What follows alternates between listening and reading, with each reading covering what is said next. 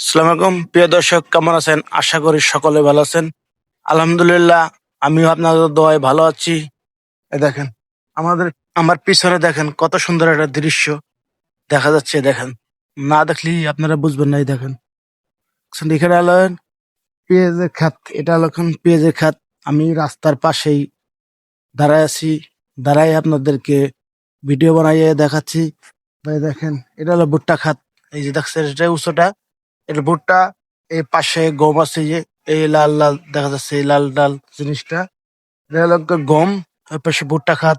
এই দেখছেন, এই পাশে এটা হলো পেঁয়াজ। পেঁয়াজ এখনো উঠানোর সময় হয় নাই, এত আর 10-15 দিন পরেই মানে উঠানো হবে। ঈদের পর পর ইনশাল্লাহ সবই। এই পুরোটা মাঠ দেখতেছেন, এই চক ভরাই শুধু পেঁয়াজ আর পেঁয়াজ। এটা লাগেন ফরিদপুর আর কি, ঠিক আছে? এটা হলো ফরিদপুরে পেঁয়াজ বাগান। এটা আর কি মানে এক না বললেও বলে পেঁয়াজের বাগান। আমি দাঁড়ায় আছি এখন মাত্র, মসজিদে তো নামাজ পড়ে বেরোলাম, তো তাই আর কি বাসা দিয়ে যাচ্ছি, রাস্তার পাশে দাঁড়ায় ভিডিও করতেছি। আমি আস্তে আস্তে সবাইকে কম বেশ করে ভিডিও ইনশাল্লাহ দেখাবো।